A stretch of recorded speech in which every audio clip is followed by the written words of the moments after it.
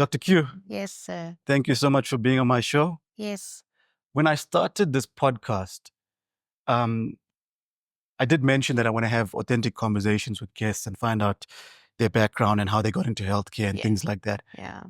And one of the things that's been very tempting for me to ask, one of the first questions that's been tempting for me to ask is, tell me about yourself. But I don't want to start off by asking that because the whole point of the show is hopefully you're going to tell me a lot about yourself as we go through it. Yes. So I'm going to resist the temptation to ask you that question as an intro question. And I'm going to jump straight in and ask you to tell me about your roots. Pun is intended, you being a dentist. So tell me about your roots. Where did you grow up? What was your upbringing like? Yeah, that was a good one, just by the way. I'm a small town girl from East London. I was born in Alwa North in Eastern Cape. Okay. Close to Stegspruit, and I lived a bit in Queenstown as well. Okay. I was in Balmoral from grade R up until grade 2. And then I moved up to East London. I started at Clarendon Prep for girls, up from grade 3 up until matric. And then I matriculated. So those are my roots, my dental roots. I went on and I matriculated and I applied for all the programs, of course, medical, dental, occupational therapy. Didn't get all of them, but BSc, medical biosciences. Okay. So it was a thing of where to from here. Do I go on and take another course, or do I start with a BSc? And then I'd heard that there's a program for internal transfer. So I decided, let me do the BSc and just cross my fingers, because they could only take 10 out of the 100 applicants to be transferred. So I decided, okay, I'm going to do a BSc medical biosciences and basically transfer there to dentistry. Okay. Yeah. So I got accepted second year, and then I basically started first year dentistry. In the following year. So you've fast forwarded a lot. Yes. For me. Yes. Okay. Because I still want to know, how come you moved up and down all over the place, even in your schooling career? So my parents were initially teachers. Okay. My mom was a teacher in Stegspruit, and my father was a teacher / principal. Okay. In the deep rural Transkei, Zolmo-Tofimvaba area. Okay. So it was more of a thing of we hadn't settled yet. Okay. So obviously my mother and my mom and my dad wanted to be in the same place to raise us in some way they could both work. So that's when they moved to Queenstown. Okay, so that's one thing we have in common, because my mom was a teacher, grade 2 teacher. I don't know what... My mother was high school. Okay. Yeah, my mother was high school and my father was also high school. Okay. Yeah. So what made you think of healthcare? Because you mentioned the thing about you applied for all the programs, but there must have been something that even put you in that direction. I always felt like I've got sort of an interest there. But I must say, I think it was more ignited when I started, the subjects in grade 10. Okay. Right? And I started doing your life science, your physics, and all those, more intricate modules. And I saw that I really have a passion for life sciences. I actually ended up tutoring some of my friends, my classmates, for life science, grade 11 and grade 12. Right. So I saw there that the body is very interesting and I'm very interested in the body. Okay. And then number 2, I want to be somewhere I'm interacting with people. I don't want to be behind in a corporate office or doing accounting, auditing. Okay. I just find like that's not linked to my personality. Did you guys have, like, when you were in high school, was there like career guidance and all that stuff, or did you just figure this out yourself, or do you? I think that we did have somewhat career guidance, I must say, but it was from the generic healthcare degrees such as medicine and engineering and accountants. We didn't really have dentistry. I must not lie to you. Did people come to the school and say, here, you got a shadow with somebody? I never even knew about UWC up until I got to UWC. Do you know that? I didn't know. I knew it barely, but I was like, I have never been there, never seen it. I know of UCT, Yeah. I know UP, I know Stellies, but I don't know UWC. So I got there, and then I obviously, fell in love with the whole degree there. I didn't really, I didn't have that much career guidance, I can say, in high school for dentistry. So you knew life sciences is your thing. Yes. Let me apply, because I think you have to apply in like grade 11 or something like that, if it's still the same. You must remember in my time when I was in high school, we didn't have like YouTube and things like that. So, but did you at that time? Or? We barely, we did have closer, I think, towards grade 11, grade 12. But like earlier on, it wasn't that easily accessible to like find out everything. And, TikTok wasn't there, and just all the platforms where you could have someone personally talking about it, not a whole like formal website. Yes. So how did you end up in dentistry then? So I decided, okay, there's that phase in grade 10, grade 11 where they do the job shadowing. Okay. I decided to shadow a general surgeon at Frey, general medical surgeon. And then, I went for that experience, and I found, okay, there are certain parts to, healthcare that I'm actually not too interested in doing for the rest of my life. Like, from under the maxillofacial oral region, going, downwards, I saw, okay, maybe I'm not the biggest fan of that. How did the shadowing work with the surgeon? Do you go into theater and stuff? You go to theater with them. In grade 11? In grade 11. Okay. You have a form, obviously, from Clarendon stating that this person is doing it for job shadowing purposes.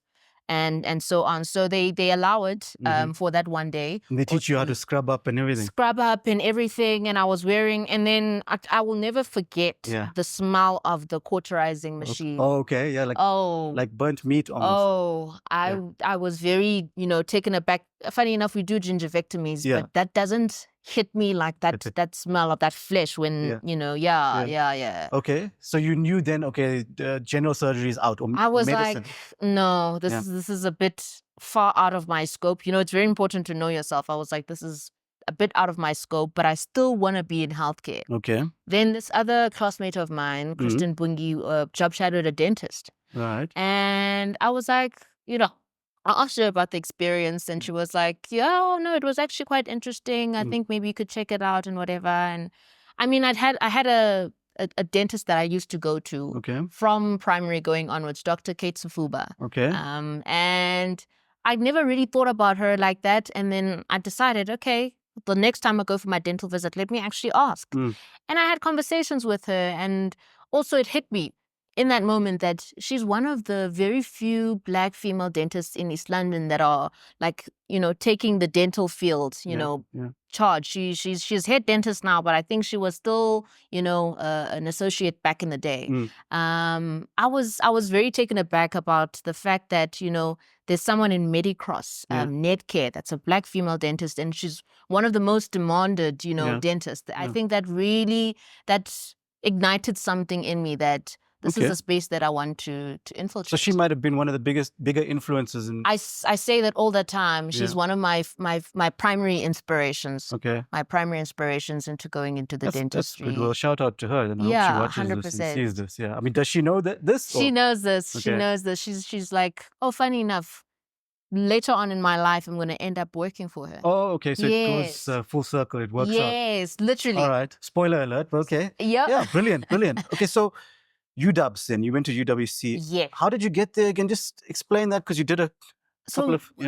So I started in UWC and I finished. So I did the BSc in medical biosciences, and then I transferred to dentistry. Okay, so you applied for all the subjects, you get accepted into dentistry at UWC. They send you a letter to say, congratulations, we welcome you. Or can you remember? So I wish it was that beautiful for me, but for me, it was more like, now I'd received rejection all throughout. Okay. I add that information. Yes. So I got rejected to all medical programs and dentistry included. Yeah. When you say all the medical programs, you mean... medical. Like all over, you applied all over the country? Yeah. I'd applied for medicine, UP, UCT, you name it. Yes. The WUSU, and I wasn't taken in. Okay. And now the next step was, what do I do from here? So that's why I started with the BSc in medical biosciences. It was a very interesting trip because initially, apparently, I didn't even apply for the BSc in medical biosciences. I'd applied for another BSc. Oh, okay. So my parents Unbeknownst and I, to you. literally, we had to get there. I think was it December, and beg for them for me to just kind of switch to the medical biosciences because that's the one. Okay, at the doorstep of the university. At the doorstep. I've heard these stories before. Yeah. It's one of those stories where I know God's, like, it's a testimony for me in terms of the abundance of God's. It was meant to happen the way that it did happen, because even the modules that I took, and then when I switched to first year dentistry, it was much more easier for me to, absorb the information. I didn't struggle as much as the first years in dentistry. It was meant to happen. Well, this is a good bit of advice for people that are considering applying. Don't even give up.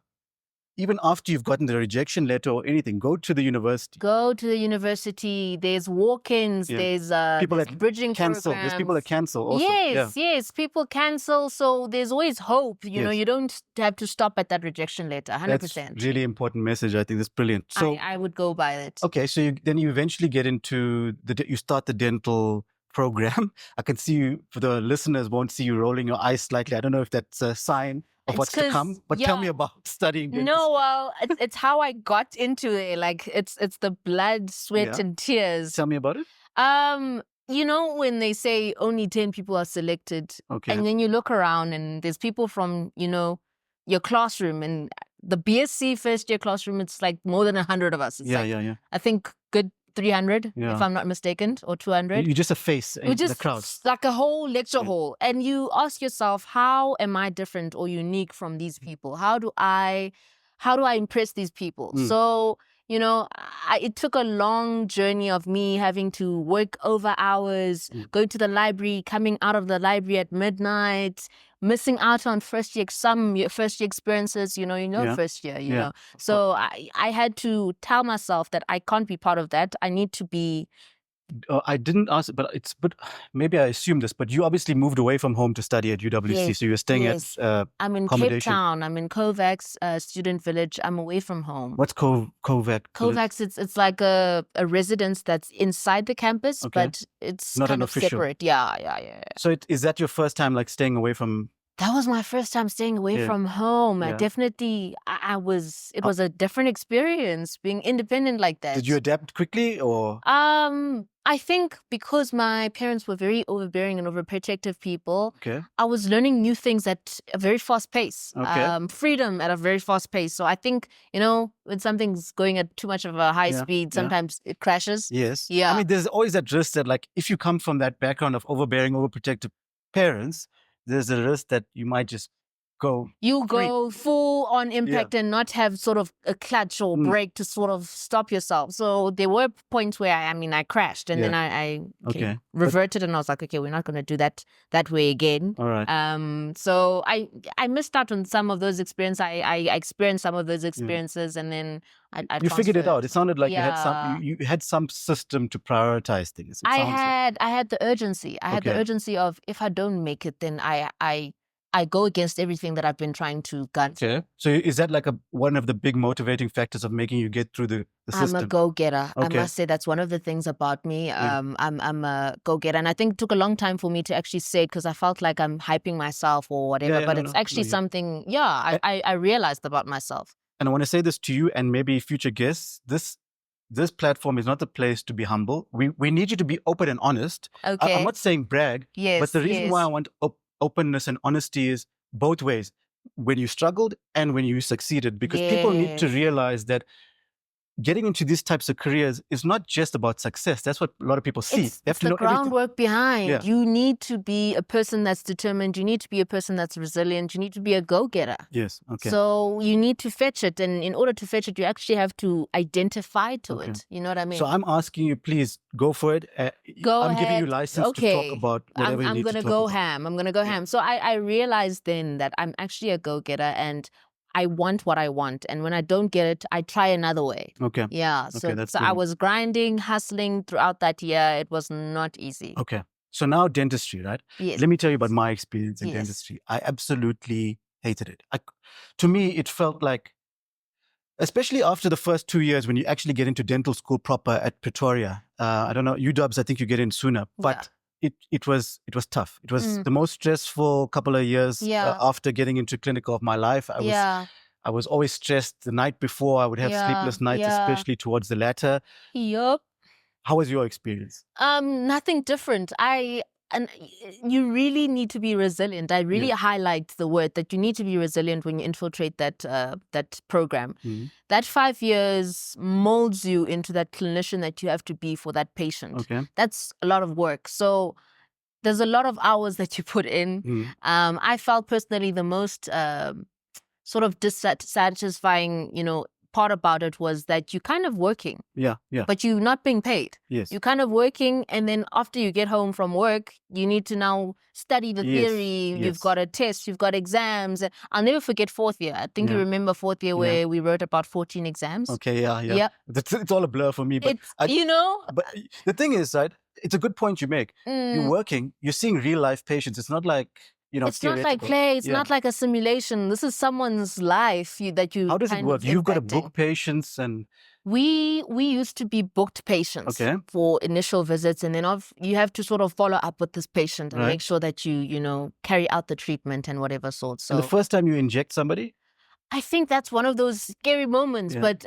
I do commend UWC, the lecturers and the supervisors. They make sure that in the initial stage, they hands-on. It's only throughout final year and fourth year where they kind of throw you in the deep end, kind of, can you do it for yourself? The reason I asked a specific question about injections, I can't remember, but if memory serves me correctly, I think the first person that we inject is each other in the class, like our classmates. We sit down, we get a syringe, and we inject each other. I can't remember. If I you was have not a better part of memory, that crew. how did it work with you guys at UWs? I was in Pretoria, so it was. No, well, I don't remember us. I don't remember us injecting each other. I don't even remember the first time I injected. Yeah. I think it's trauma blocked. It's trauma. It's suppressed. It's suppressed in my head. Even nobody thinks about extraction. This. Nobody thinks about this, right? There was a first time when you had to pick up this big thing, and put it in a small cavity, load the ampule, and with a fearful patient there, very anxious patient, and they may or may not know this, but you are super anxious yourself. You hardly know what you're doing, but you're just doing it. Okay.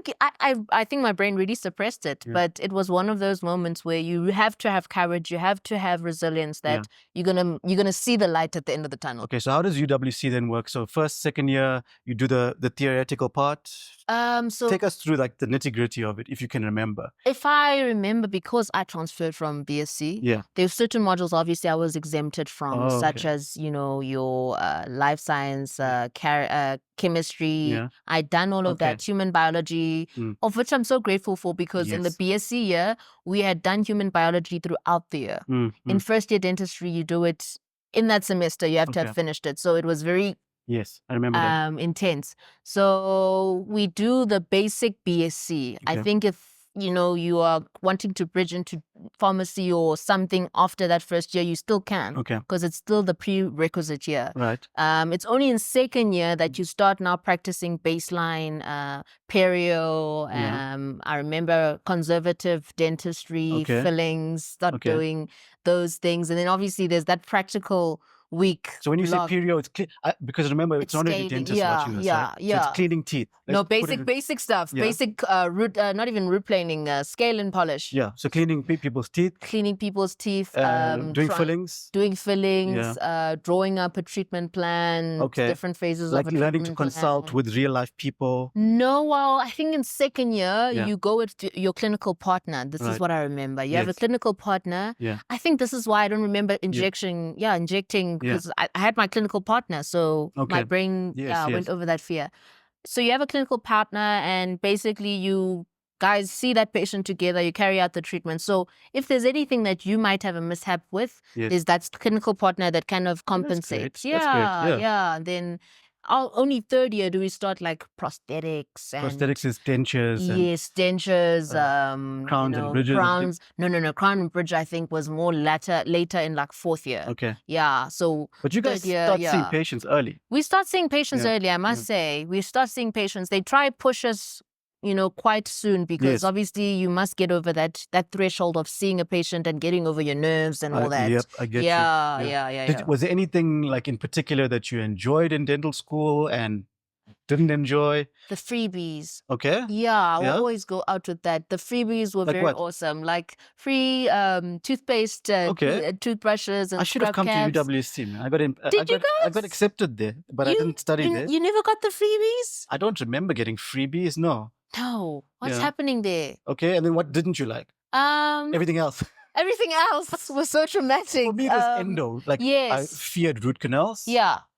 Prosthetics, because I'll never forget my first experience with prosthetics. Yes. I was about to go and see a patient for the first time ever. And then the lecturer came to me at the entrance of the ward and said, Sure. Mr. Naidu, come with me. He walks me out down the corridor, takes me to the bathroom. He says, here's a Gillette shaving foam. Here's a razor. Please shave. And that is before I could see a patient. And I had to shave before I could see a patient. No. They're very strict by your side. We did not have that kind of experience, but we did have, supervisors that I felt, you were a little aggressive with your approach in terms of teaching us in the practical, you're doing practicals. I can see you're treading carefully here. Yes, because I'm trying to do postgrad, love them. Yeah, it's good. I'll tell you another experience I remember. There was a senior lecturer who said to me, how often do you have a haircut? And I said, no, every once a month or something. And he said to me, you must be like Prince Charles and have it two times a month. And then he said to me that my haircut looks like I belong in Polesmore prison. So this is just some experience. Oh, no. Yeah. No. Early 2010s. Before 2010. Yes. Yeah. Yes. Okay, no, but it wasn't I don't want like to name and shame, but I know what you mean. I know what you mean. We've all gone through the brunt. We felt the brunt of the... And that's just over and above the patient. Because dentistry is difficult. It's not even affiliated with the patients. You just find that this person's not really conducting a conducive learning environment, you know? And you need that. You need that. Because you need to be comfortable to learn. 100%. 100%. So I can say that was unpleasant. The hours, obviously, the theory, it's just a lot. And then you just are put under pressure. Go home and study.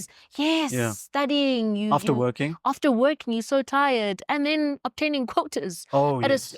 Yes. Quotas. Just explain that for... So quotas is basically a sort of amount of procedures, a certain amount of procedures that you should have done before you finish that certain year. Yeah. Okay. So by final year, you must have finished a certain amount. So let's say if you have, 5 dentures you must have delivered, you must have made sure by the end of final year, you've delivered them. Yes. So... funny enough, I wasn't too bad with my pros and peds, but I remember Crown and Bridge. Yeah. And I remember there's an actual story where it was closer to the end of final year. I'm about to finish, but I'm quite behind with Crown and Bridge. Okay. And I had a patient. I actually had to supply a transportation fees. You got to do what you got to do. You have to do what you have to do. And I remember the one clinic, I was running late and finally, I had my own car. Okay. And I'm rushing to Mitchell's Plain and a taxi crashes into me. Oh, my goodness, yeah. I got into a car accident and... But was it serious or...? It wasn't serious. They just took off my mirror and my bumper. Okay. But I remember... Yeah. The inconvenience is the whole thing. It inconvenienced me so much and I actually believed that I was going to repeat final year. Yeah, I know. That makes... So just again, I want to elaborate for people that don't know about the quota system, right? Yes. It's very much dependent also on your patients pitching up.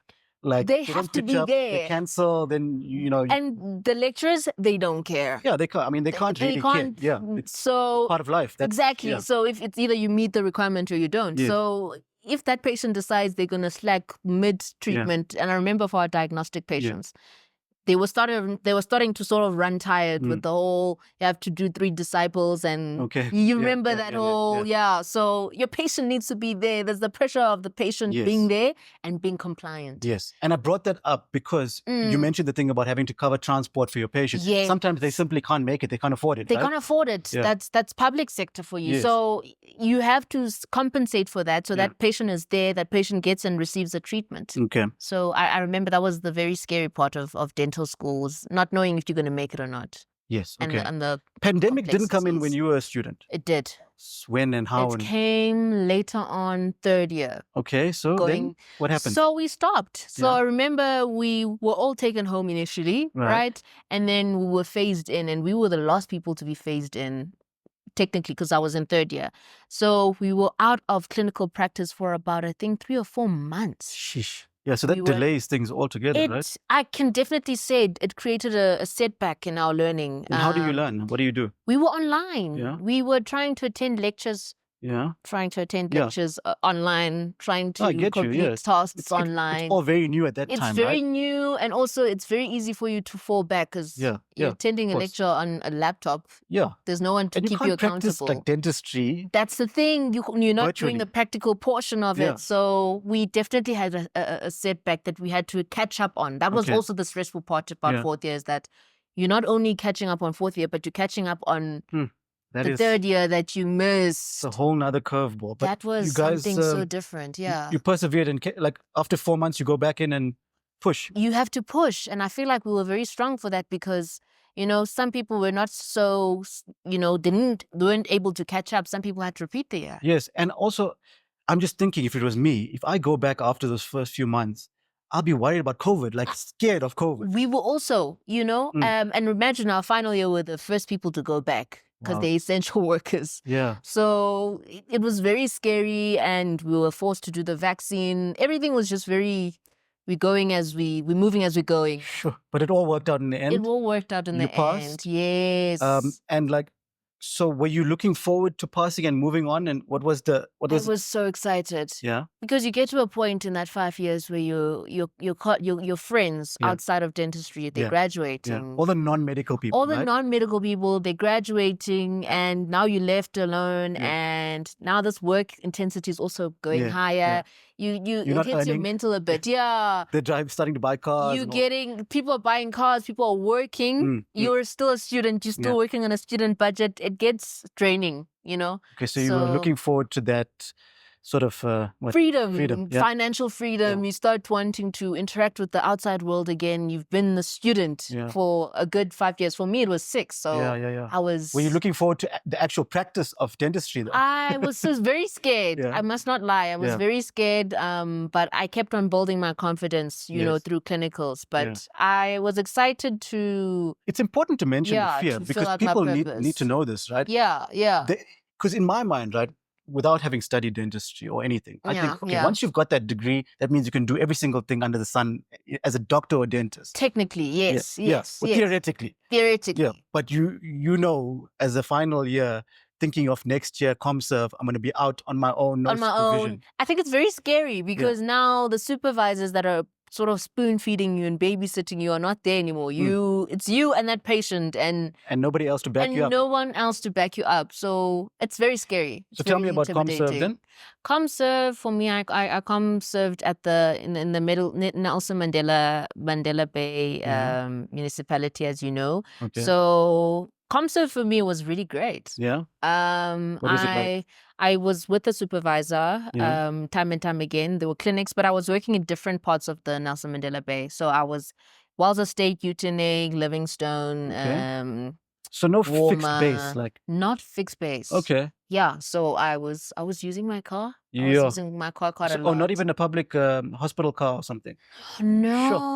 Oh, that's interesting. You know, well, we're trying then. But it wasn't like super rural, or it wasn't super rural. I think that was also the nice part about it. Okay. It wasn't super rural. I was able to be within the urban part of it and then work in the rural part of it. So tell me now, it's you, the dentist? Yeah. And you just drive around, you take an assistant, or how does it work? I sometimes have an assistant, sometimes I don't, but I meet them at the CHC. So okay. The CHC is Community Health Center, right? Yes. Okay. Yes. And then you do what type of dentistry? What work? So we did mainly extractions, as you know, in public sector. And then sometimes we'd do restorative treatments like fillings, small fillings. Yeah. And some scale and polishes there and there. Was it like how we had these outreach clinics where the dentists and the team would go in? There'd be a line of patients outside. They walk in one after the other. You inject. You know. Is it like that? You know the drill, and then you have to sort of pun not intended. Capsize the number because there's about thousands of them there outside, and then you get they get angry because you have to capsize. And, No, because people don't know this. A lot of people listening. It's a fascinating concept where the waiting room is full when you get there. Yeah. And then one by one they come in and you just inject them. Yes. And then they go and wait outside. 100%. And then the line starts again. And then, basically. And you sort of rotating this bunch of people. Then after that, you take out. And people who are not watching this might not see you, but you're quite petite and small now. Right. And you're having to... Right. How does that on the body? So you have to really learn the groundwork behind oral surgery. Yeah. The small techniques like elevation and chair position, operator position.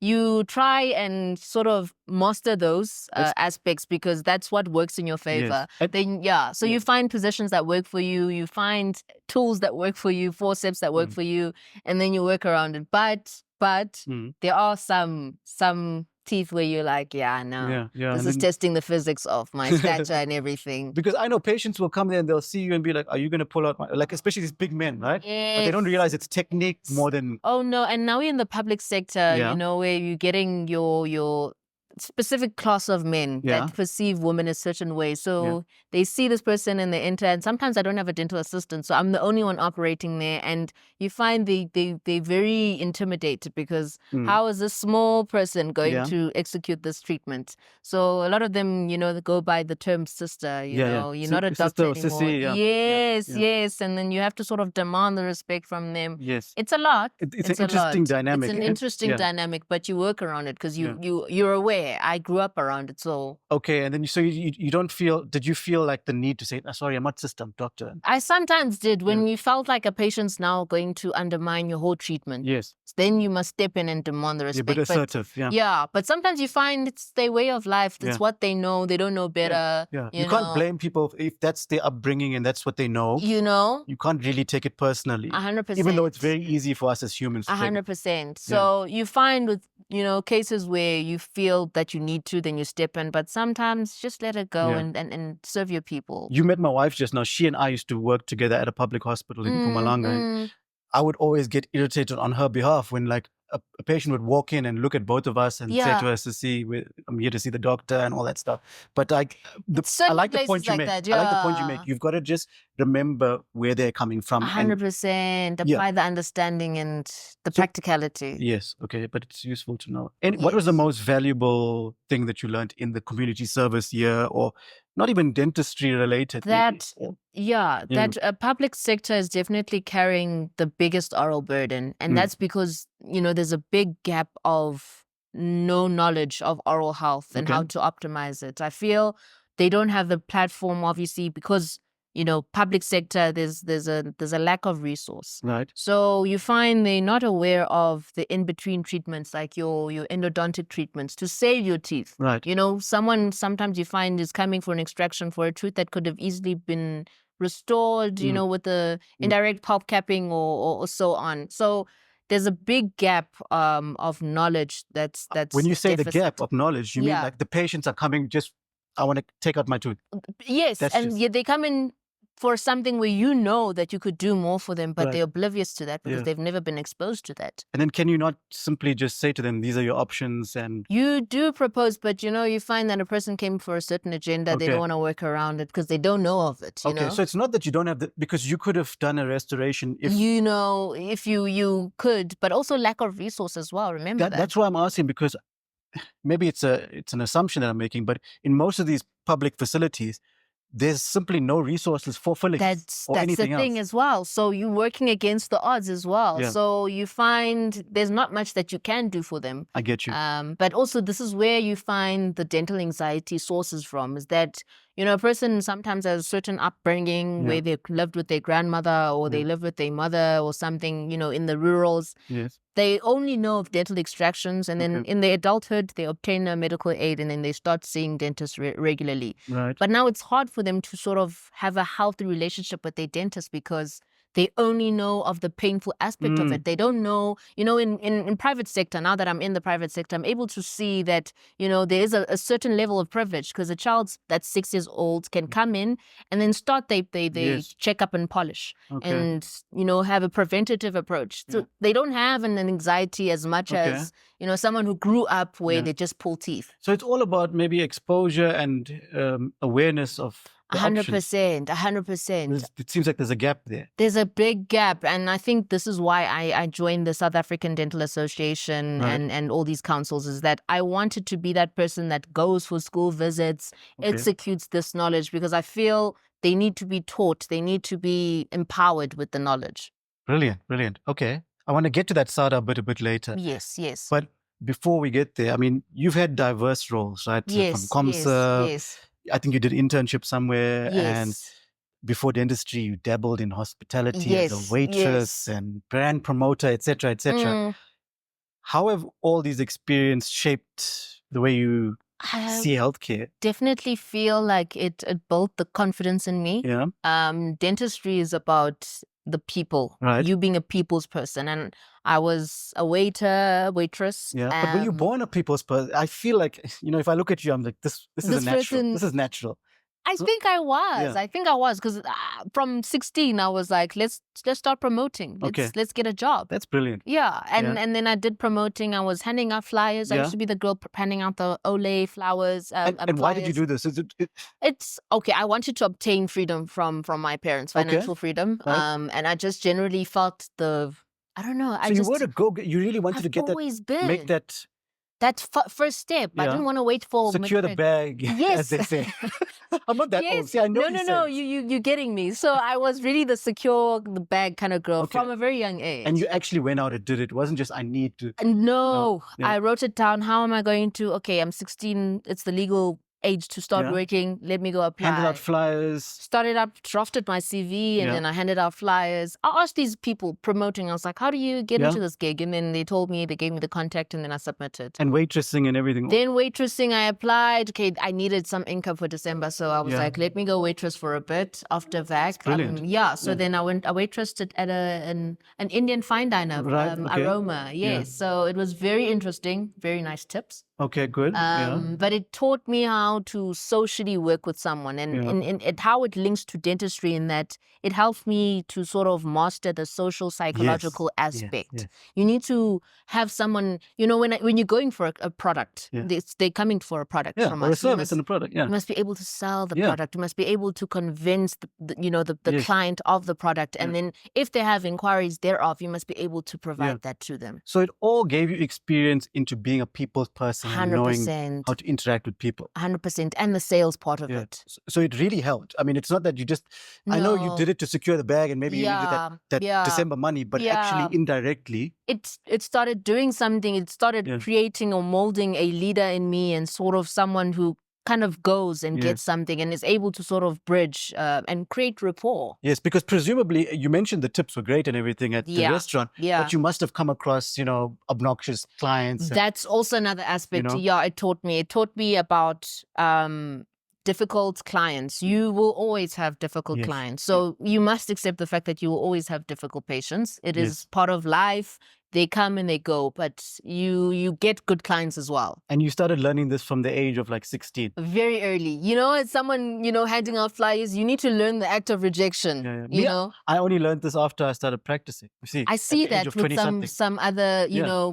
'Cause I never- colleagues of mine. I wasn't the go-getter type. I never did all this stuff, but it's really important. It takes Yeah. something out of you, I must Yeah. say. I didn't know it was doing groundwork, but it was doing a lot. Yeah.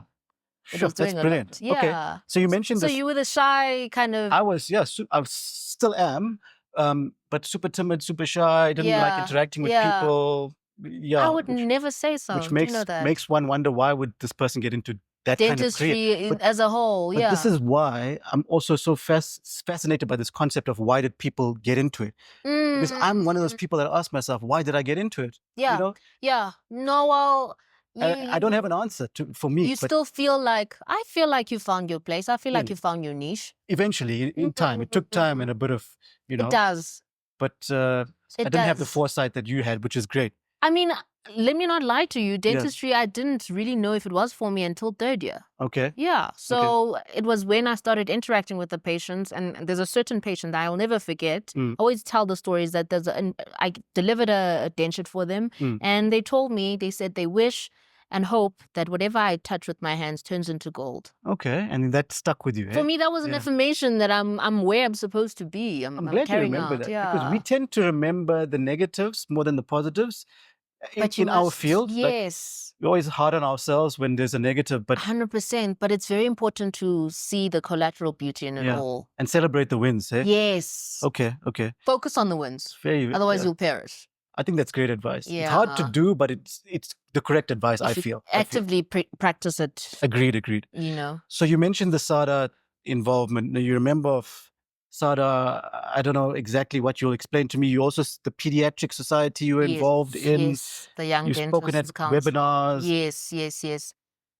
When I mentioned, these are all the things that I would have shied away from as a young, newly qualified dentist. Yes. How do these things play in and shape you and help you in your career? So I decided, I'm in ComServe. I need to make an impression for post-ComServe because now there's the fear of if I don't get absolved, I'm going to go into the private sector. I need to put my foot into the private sector by making people know I'm here. Right? So how else do I make people know I'm here? I need to infiltrate these dental associations and all these spaces where seniors crawl by. Yes. So, we perceive private sector as a shark's tank. Yeah, okay, yeah.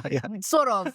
That's what we had that notion in final year. And everyone was always so scared and always hoping that they'd stay in public. Yeah. So I always knew there's always a chance that you're not going to get absolved Q. How do you optimize your experience for the private sector? Yeah. So the private sector being perceived as a shark's tank means that when I'm in that water, I must dance like the sharks. Yes. So I must be in the room with the sharks. So I was like, South African Dental Association, that's where I'll be able to really interact with them. It's brilliant. Did somebody did you figure this out yourself? No. I had someone, I think, who saw what I was doing. I was also kind of creating dental content throughout my third year to final year. Okay. So someone saw the creation, and it was someone who was in SADA. Yeah. So they were like, please make sure when you're done graduating, you join. I'm going to send an invite to you. Yes. And please do accept it because I feel... So it's always been part of my personality as well. Well, I think they identified that you are a valuable asset to the profession because I think you create awareness and inspire people to want to get into it. 100%. I can understand that. 100%. But what I mean is, did you have the foresight to know that I need to start networking? Because in summary, you're saying, yes, I know I need to start networking. Because, so what's also important in your final years, you must obtain mentors. Right. You must people. You don't have to have senior mentors, just people who are working post-ComServe. Yes. So I would DM my seniors and people who had graduated like the year before me and be like, okay, what are you guys doing? What are you guys joining? What are you guys doing here? So I got the knowledge that go and do something innovative, be whatever it is. So I was like, okay, this is it. And they highlighted the point of networking. Yes. You must network in the dentistry world. You know this, I know this. I didn't know this, I'll tell you. Okay, well now honestly, you know, that is the key. Yeah. That is the key. That's why I asked the question, how did you identify it so early? Because I only realized this years later after I'd done the law and become a lawyer. And that's where they really force you to do business development, go and network and put your name out. I feel like we are stunted though in the dentistry, field in terms of outside dentistry. Okay. So I was always just, I always say it's part of my go-getter attitude. I was like, how do I have a plan. I have a 5-year plan. How do I get to that person? Right. So that's how I grabbed these mentors and I asked them, I need your help. I want to join the SADA. So how I feel it's influenced me and how it's empowered me, I was able to network and get an ear of, oh, this is how private sector is. And then obviously from that you chat to people at the the South African SADA CPD nights. Yes. You start like how we also met. So you network and then you find, okay, they allow you to go shadow. So you go shadow there, you get a feel of private sector. And I feel like that's how it's impacted me. Before I even applied for these interviews for the private sector, I knew what billing and obtaining authorizations and the whole sort of framework of private sector. So when you get to the interview, you're not talking of someone, post-ComServe who's been in the rurals doing nothing. No, I've got expertise. So what I'm gleaning from this is you got to put yourself out there. You have to. Because I remember being the newly qualified dentist, right? Yeah. And at these CPD events, I'd sit right at the back. I'd just be there for the points. Yes. I didn't have a plan of private. Maybe that's also why. But But if you don't go there and show up, if you don't put yourself out of that comfort nobody will know you, right? No one will know you. You will be stunted in your experience and exposure. And then you get to that interview and you're not really, you're just trying to talk about what you know from your theory, but you're not actually applying it practically. Yes. And presumably when you go for interviews and things like that, people already know you. Your reputation precedes They know itself. of you. Yeah. They know of you. So you've got a footprint, like I said. Tell me about this content stuff now, because I didn't know about this from So it was university. a brief content creator phase that I Yeah. had, and I was just creating, being enthusiastic about dental health, being a dental student. It's Yeah. very straining. You have to have a way of sort of de-stressing. Right. So that was one of my ways where I was able to de-stress. I would create the content, Yeah. On TikTok or what? What is it? on Instagram. It wasn't Okay. really TikTok yet. Okay. During that time, so Instagram, and I got quite a big engagement from my followers. So I started creating it consistently, and then people reposted, and then And now you've got a big following, right? I have a moderately big following. Okay. Yes, I have a moderately big. I have very supportive followers, I must say. I like, a lot of people shy away from social media, especially professionals. Yes. I like it because I think it can actually motivate people to want to get into the career. Yes. There's always that risk that, you'll get the snake oil salesman and people are mislead the public. Yes. Obviously, that's not what I'm talking about. But if you can get people interested in the career itself, firstly, if you can promote the image of the profession, secondly, and thirdly, also spread awareness to patients. Because patients are all on Instagram, right? That's the thing. Your market is right in front of you, and all you need to do is just optimize that space. Yeah. So, but you must also, obviously, within the medical legal bounds, you got to do it responsibly. You've got to know the risks and all that. Of course, please be careful, obtain course. consent, and so on. Yeah, I mean, I gave a CPD presentation on that topic yesterday. I remember. The same one that I gave at PE, I did yesterday in Bloom. So, yeah. But it's important. If it's done properly, I feel like it's a win-win for everybody. 100%. Public and profession. 100%, I must say. So now what are you up to? Now I'm currently in the private sector. I'm in Medicross in Berea, East London, and I'm practicing my general dentistry. I'm also still in the South African Dental Association and the Young Dentists Council and Pediatric Society. So I'm still doing school visits. I'm still, speaking on public platforms such as radio, just to speak, because I love speaking about oral health. I love empowering people about it, because I note when I speak, people are like, oh, I didn't know about this, and I didn't know about that, and I didn't know this is how you do it. So I find it's the teaching aspect of it. Do people reach out to you and say, you've really inspired me? I things do. Like that? Yeah. I get a lot of people that come to me and are like, I really didn't view it in that sort of aspect. And, this is such great work that you're doing for the oral health sector. I get seniors, that come, people that I looked up to during my dental school coming to me, and I'm like, okay, I didn't know that I'm making that much of a difference. So I do. It's really nice to when you get that kind of feedback, right? The impact that you're making. Do you get negative feedback?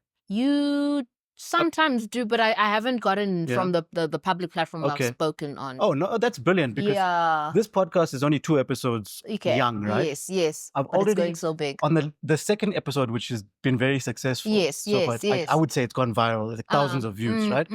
One of the comments was, Yash, to the effect that, Yash, please relax, you're irritating the way you ask questions. And, the first, it hits you, right? It hits you. Yeah. But I told myself I should be grateful for this feedback. Yeah. And I responded to the person. I said, I really appreciate your feedback, but if you can just explain to me, because I'm new and I'm learning, explain to me how I'm irritating. And then somebody else elaborated. And you know what? I actually agree with that negative feedback. Yeah. But kudos to you that you haven't gotten anything negative yet. Because putting yourself out there. It's not easy, but I think also it's a certain platform, because now I told you I'd done it briefly. I'd stopped. So I feel like if I'd gone further with the content creation, I would have come across the feedback that you did. And you do get people that disagree with what you're doing, and it's just delivery. That's what matters. But feedback, good or positive, negative, it's always good. Yes. It's always building. And always just remember that no matter, even if you're the most perfect person out there will be critics. There will always be a critic. And try and focus. What did you say earlier on the collateral beauty of it all? Collateral beauty of it all. Yes. Oh my gosh, that's a great saying. Okay. No, I actually got it from a Will Smith movie, and I never forgot it. Yeah. All right. So that's private. What are the, in dentistry in South Africa specifically? Yeah. We do have a couple of international viewers. Yeah. A handful. What are the unique challenges in South Africa when it comes to dentistry and healthcare? And do you see it evolving in any way? I must say, in the private sector, it's the allocation of dental funds. That's a bit of a problem. Elaborate on that. There's certain procedures that are not optimally covered as they should be for let's say a root canal treatment. Certain medical aids that don't cover, other procedures, crown and bridge, that are actually, they would be really conducive towards that patient. Yeah. So I've learned that negative setback, but also in private sectors, obviously the lack of resourcing, allocation of doctors, shortage of dental assistants. On the medical aid point, yes, I want to just explain that to potentially some viewers that don't know about medical aid. In some jurisdictions they call it insurance, right? Where medical insurance. Yes. And if I've understood correctly, what the issue is that a lot of these medical insurers / medical aid companies don't prioritize healthcare as much as they do the rest of the body. The body, and they don't find it's as important, but it really plays a very vital role, you know, in terms of the person's physical health, but also their own aspect of themselves. And then patients come to you and say, Doc, does the medical aid cover this? And you have to tell them. You have to tell them it's private fee, and you tell them the actual private fee, and they feel like, oh, I'm paying so much every month, and now you've lost them. You've lost them, and now that person couldn't optimize it in the way that they wanted to. Okay, so funding, all right, funding, I must say. And then dentistry, goes without saying, is super stressful. Yes. How do you manage that and mental health and putting yourself out there and all that stuff? Yeah. I think I learned after dental school that you really can't make your career your it and all. You have to divert and be different people. So I went into fitness. So gym is my way of life. That's how I distress. Right. After that day I've had that difficult patient, if I go and I go training, weight training, and I go with my trainer there, then I'm focused on that aspect. So it makes you sort of deviate and sort of explore other parts of you. Gym, church. Yeah. I'm a very faithful person, so I practice my faith in different ways. So I go to praise and worship. Yeah. That's my way. When do you go? So I have a prayer group on a Tuesday that I go to. There's a mass class on a Wednesday where our priest will sort of summarize what he had taught on Sunday. So Sunday, obviously, there's the service, and then on Wednesday, he will kind of go through it intricately. He's more of a lecturer than, a priest of theology. So he's able to explain the different aspects of, the Bible, and you know how, people are always wanting to use the Bible as direct reference, where sometimes it's an analogy, or sometimes context. Context. So not literal all the time. Yes. So I get relieved. So wait, that's quite a big part of your week. Tuesday, Wednesday, Sunday. Yes. Yes. I find it's my way of life. Interesting. It's my way of life and way of distressing. Yeah. Brilliant. Yeah. Okay. There's a lightning round that I do. It's to make it a bit lighthearted and things like that. I'm here. Favorite dental tool or piece of equipment? I must say my laxator. It's like life-saving. Explain to the public. So laxator is oral surgery force or elevator, and it's a tool that you use during the time you're pulling a tooth. And I find it's life. It's life. Before you go in and try and strain your arm, you just go in and elevate, and then look, it's almost kind of coming out. Yeah. Dream travel destination? Dream travel between Greece and Paris. Okay. One book or podcast, except this podcast, that you'd recommend to anyone? Oh my word. Atomic Habits by James Clear. I think a lot of people know about it. Yes. It's an amazing book. Okay. It's an amazing book. If you could eat one food for the rest of your life? What is umpokoko in English? I don't know. Umpokoko, I think, is pap and sour milk. Okay. Yes. For the rest of your life, that'll be your That would be all right. Perfect. And all. What's the last song on your music app? You don't have your phone with you. Okay. No, but I know what I don't even know what mine is. Okay, what's your favorite type of music then? My favorite genre, I'm not really specific. Anything that's really good to the ear, but R&B. Okay. All right, but so you don't discriminate, whatever's good. No, anything that's, I mean, even rock and roll, if there's something, it's a nice beat, I'm there for it. Agreed. Yeah. And what's your favorite way to unwind? I think you've given us the answer. But a perfect unwind afternoon is after work. I go to gym a little bit, come back, and then take a good shower, and then Grey's Anatomy. Oh, okay. From season 1. Wow. Yeah. Do you like do it all over again I've after you watched it. finish? This is my third time rewatching it from season 1, and I feel like every time I learn a new thing, and But no, I Grey's see Anatomy different. is like, isn't there like 500 seasons of It's that like thing? 500 seasons. That's what's nice about it. Is All you can right. never get enough. Yeah. Okay, that's a lightning round done. Mm-hmm. Looking ahead, I know you've got an answer for this because I can tell you the person that plans. Yes. Yes. What are your goals yes. for the future? Any particular area of dentistry, any community type thing So you're trying to impact? there's the NGOs that I want to sort of initiate an NGO for bullying in schools. Okay. I feel like we aren't saying enough in terms of bullying, and we aren't empowering the students enough about bullying, and it's one of the factors that are impeding children in their learning experience. Okay. I also want to create an NGO for women of substance. Right.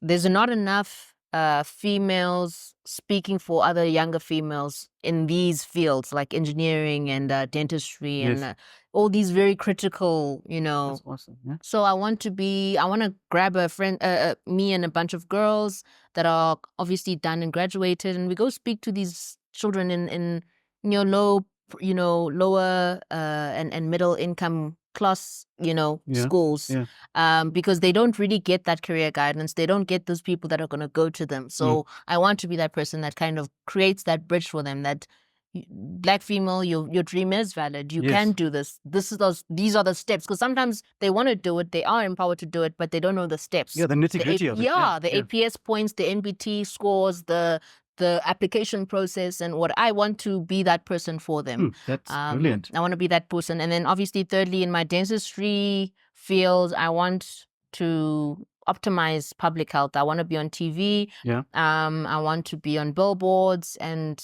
I mean, I want to still be speaking on public platforms, and then maybe one day I could be a director, dental director. Okay. Yeah. Well, I have no doubt that all of that's going to happen. It's going to happen. Fingers crossed. Yeah. Fingers crossed. Yeah.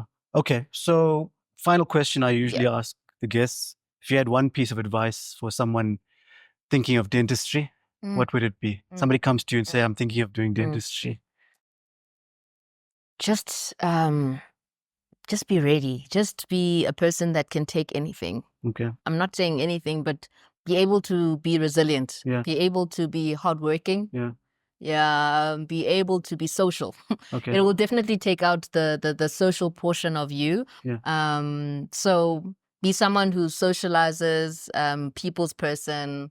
Yeah, even if you're not naturally one, you're going to have to become You're going to have to become that extrovert. So if you're very introverted and you don't want to come out of that introvertedness, I would definitely reconsider. But if you are ambivert, go for it. Go for it. Brilliant. Thank you so much, Dr. Q. Thanks for making it here, in meeting in Joburg and having such a interesting conversation. I feel like we could go on for much longer. That's the thing. I know that we would. And thank you so much for inviting me on such a platform. This is going to go places. So I hope you're right. Thank you so much. Trust me. Yeah. I appreciate it. Okay. Cheers. All right. Cheers.